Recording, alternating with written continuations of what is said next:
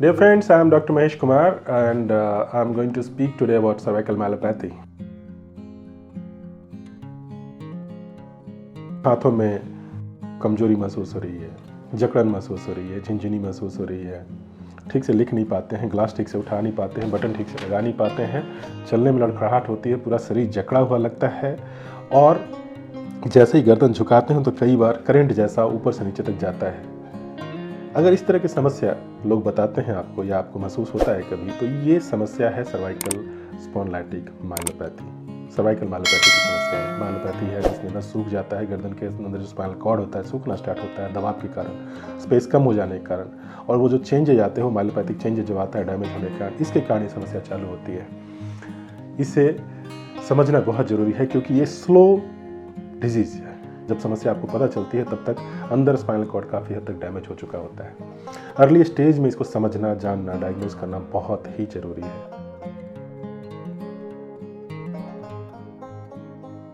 पहले हम ये समझेंगे कि सर्वाइकल माइलोपैथी होता क्यों है। Cervical spine as you know is made up of 7 bones. 7 हड्डियां होती हैं गर्दन में। इनके बीच में डिस्क होता है। डिस्क जो दोनों हड्डियों के बीच में कुशन का काम करता है, आपके सिर के वजन को लोड लेने के लिए एवं आपके स्पाइन में, गर्दन के स्पाइन में मोबिलिटी देने का काम करता है। ये है आपका सर्वाइकल स्पाइन और उसके साथ लिगामेंट्स एंड डिस्क जो मोबिलिटी देते हैं इनको। प्रायः ऐसा होता है कि जब एक्सरसाइज नहीं करते हैं या गलत जीवन शैली के कारण गर्दन लगातार झुकाकर आप मोबाइल देखते हैं या फिर लगातार झुकाकर पढ़ना है, लगातार घंटों आप जब गर्दन को मोड़ कर घुमाकर काम करते रहते हैं तो डिस्क पे अनावश्यक दबाव पड़ता है। धीरे धीरे डिस्क को डिजनरेट करने लगता है तो उसकी हाइट घट जाने लगती है। जो सर्वाइकल स्पाइन में जो डिस्क है इनकी हाइट घटने लगती है और जब ये डिजनरेट करके धीरे धीरे इनकी मोबिलिटी भी घटती है तो स्पेस अवेलेबल जो होता है स्पाइनल कॉर्ड के लिए वो घटने लगता है।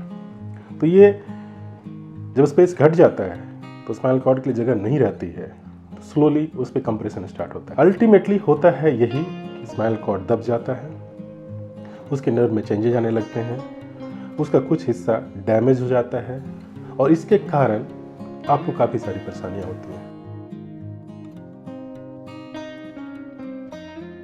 ऐसा नहीं होता है कि आपको एकाएक बहुत कमजोरी हो गई, आप चल फिर नहीं पा रहे हैं। ये स्लोली स्टार्ट होता है। जैसे कि आप हाथ में लिखने में आपको थोड़ी समस्या होगी, ग्लास उठाने में थोड़ी समस्या स्टार्ट हो रही है, बटन लगाने में समस्या स्टार्ट हो रही है, या आप चल फिर रहे हैं तो ठीक से नहीं चल फिर रहे हैं, आपका गेट चलने का जो तरीका है वो बदलाव होता जा रहा है, पैर फैला कर चलना पड़ रहा है और आप लचक के चल रहे हैं, बैठ कर उठने में आपको समस्या हो रही है, या फिर एकाएक जब आप गर्दन झुकाते हैं तो एक करंट जैसा आपके शरीर में फ्लो करता है। लर्माइट साइन बोलते हैं इसको। सो ये अर्ली फीचर्स हैं। स्लोली जब कंडीशन है और ये समस्या बढ़ती है, नस का दबाव बढ़ा रहता है, लंबे समय के अंतराल पे जब नस का कुछ ज़्यादा ही हिस्सा डैमेज हो जाता है तब आपको कमजोरी महसूस होना चालू होता है। हाथ में, पैर में, सब जगह कमजोरी महसूस होना चाहती है। फिर धीरे धीरे आप देखेंगे कि आपके हाथ में झटके लग रहे हैं, वह टाइट है, रिजिडिटी है। आपके शरीर में, पेट में, कमर में, सब जगह आपको जकड़न महसूस होने लगता है, चलना फिरना और मुश्किल होने लगता है और समस्या अगर बढ़ती जाए तो पेशाब पैखाने पे भी कंट्रोल धीरे धीरे खत्म होने लगता है।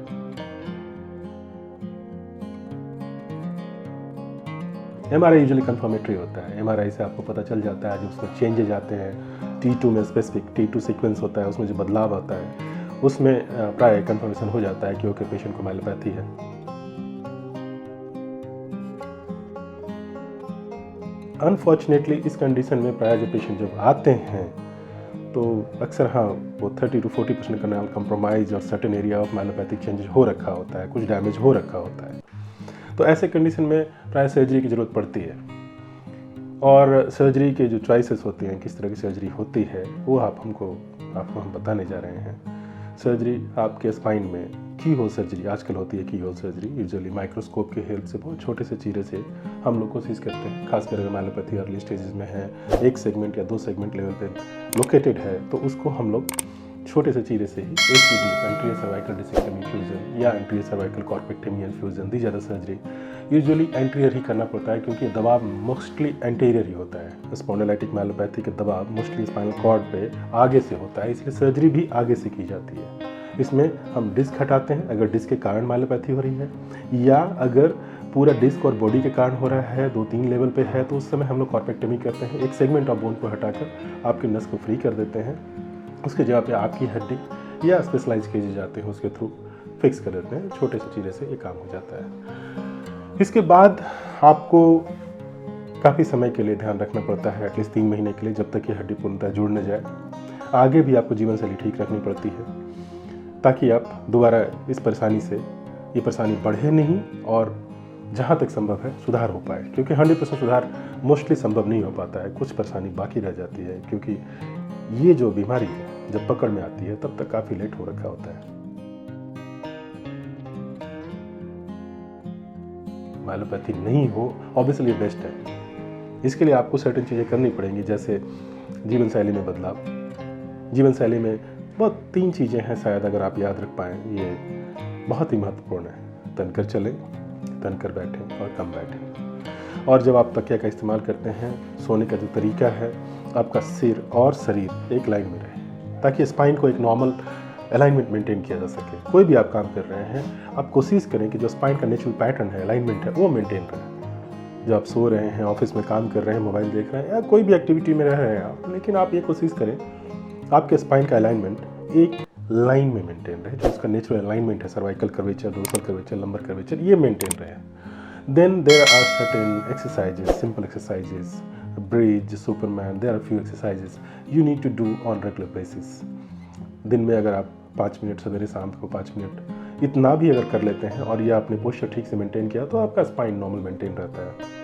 माइलोपैथी से बचने का इससे अच्छा कोई तरीका नहीं। आप अपने जीवन शैली को सुधारें, छोटे छोटे एक्सरसाइज हैं उसको कंटिन्यू करें, रेगुलर अपने लाइफस्टाइल में लाएं, इस पार्ट को, उसको पार्ट बनाएं, तो आप इस बीमारी से बच सकते हैं। जो रेयर कंडीशंस हैं, कुछ जेनेटिक कंडीशन है, डिजेनेटिव डिसऑर्डर कंडीशन है, वो एक अलग सिचुएशन है, परंतु 95%, मोर देन 95% केसेस जो इस तरह के माइलोपैथी में होते हैं, इनसे आप बचा जा सकता है, मैक्सिमम लोग इससे बच सकते हैं। That is the good part of it. Early इलाज होने से इस गंभीर समस्या से बचा जा सकता है। ये काफ़ी गंभीर समस्या है, काफ़ी कॉमन समस्या भी है। काफ़ी लोगों में, खासकर जब से ये बदलाव आया है, डिजिटल रिवॉल्यूशन हुआ है, तो लोगों की जीवन शैली में भी काफ़ी बदलाव हुआ है और ये प्रॉब्लम बढ़ता ही जा रहा है। तो आपसे ये एक इंफॉर्मेशन देने का मकसद यही है कि आप लोग अपने जीवन शैली में बदलाव लाएं, इस बीमारी के, परेशानी के अर्ली लक्षण को समझें और अपने आप स्पाइन को सुरक्षित रखें। धन्यवाद।